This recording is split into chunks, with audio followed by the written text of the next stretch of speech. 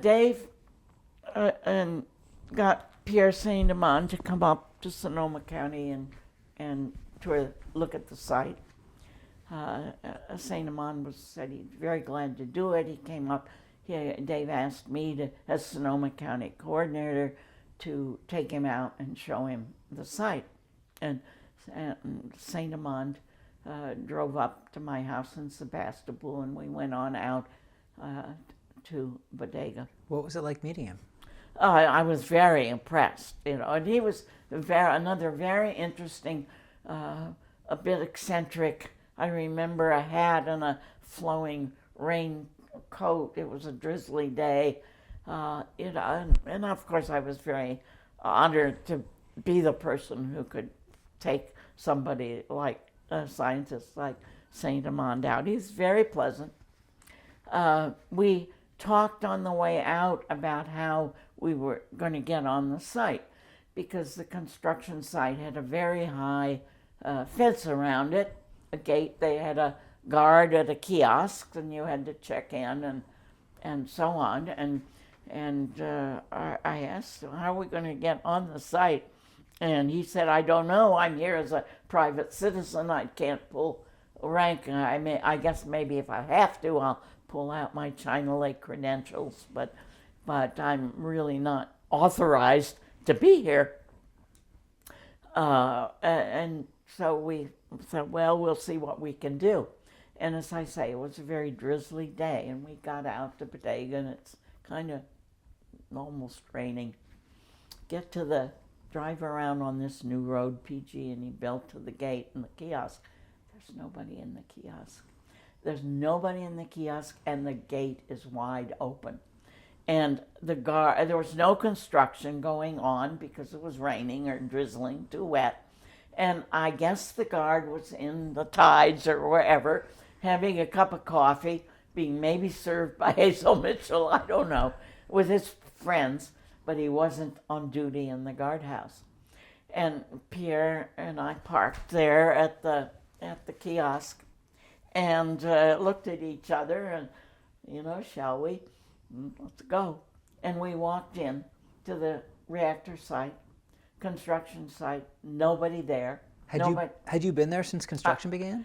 I don't know that I had. Certainly not out there at the site, and I'd certainly not gone in because nobody except the construction people or PG&E were going to be allowed in. What do you remember seeing?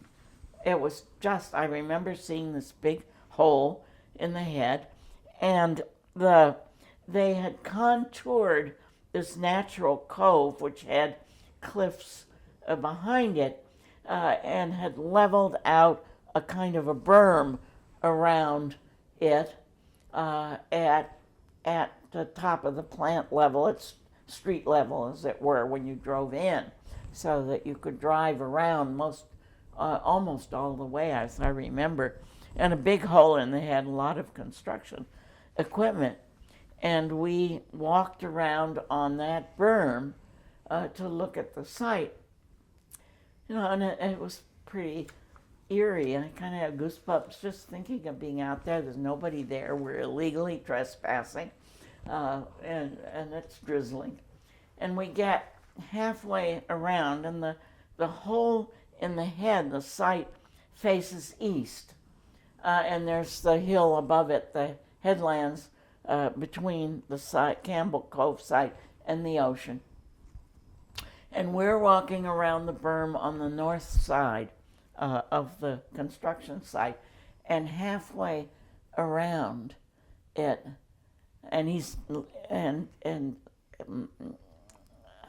Pierre's looking, of course, at the cut slope there, and halfway around he says, Doris, come and look at this. And he reaches in his back pocket and pulls a knife out of a little holster and sticks it into the cliff, and he said, that's fault gouge. And what it was, fault gouge is ground up rock that forms along an actively moving fault where the two sides are grinding up the rock between the one side and the other. And he had found a very wide band, some feet wide, of ground up rock that was the site of a fault. He had found a fault, strand of the San Andreas fault system.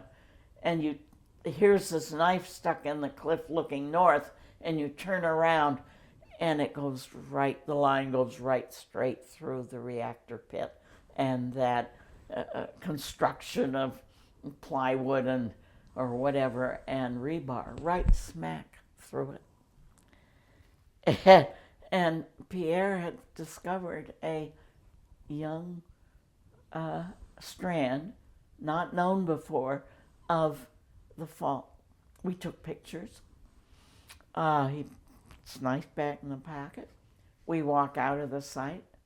The PG&E never knew we were there, I think. He said, let's go up above and see if we can find more evidence of the fault. And at that time, you could drive up, as now, you could drive up that same road, up the cliff, and we walked north along the Bodega Head, and he found various signs of movement, ground movement, and slip, and so on. Took lots of pictures, and we went home. As I say, PG&E, I never knew we had been there. What were your feelings about making this discovery together? Well, ecstatic. I was, and he was, of course, very interested, and I think he must have felt very pleased because this was something he could do something with. What he did, and we did not want PG&E to know we'd been there. We really didn't want to get the poor guard in trouble for not being there when he should.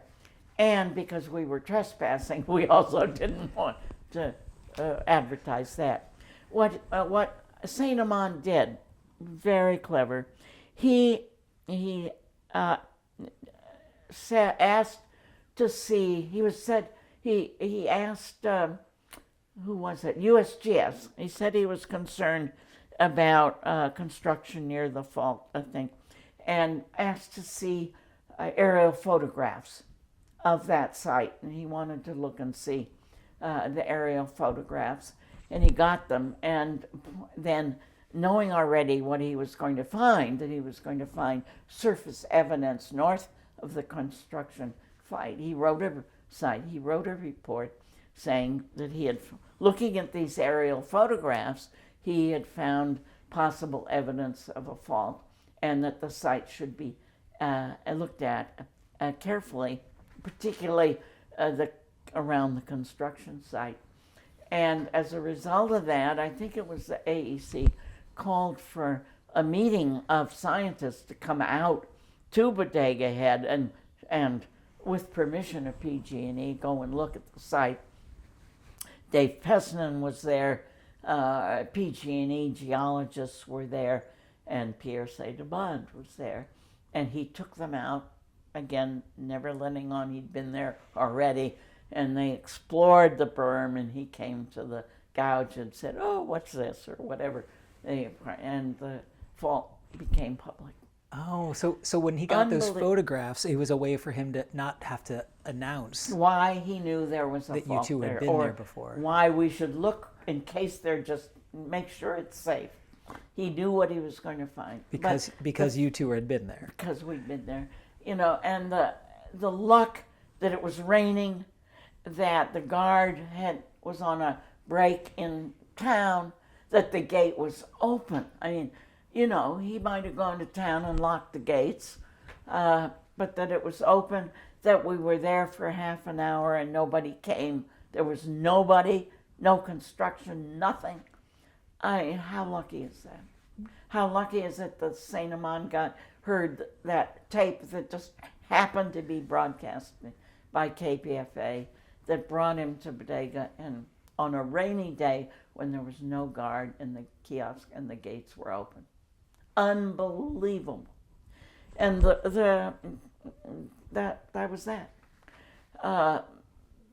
They found the fault legally on that day.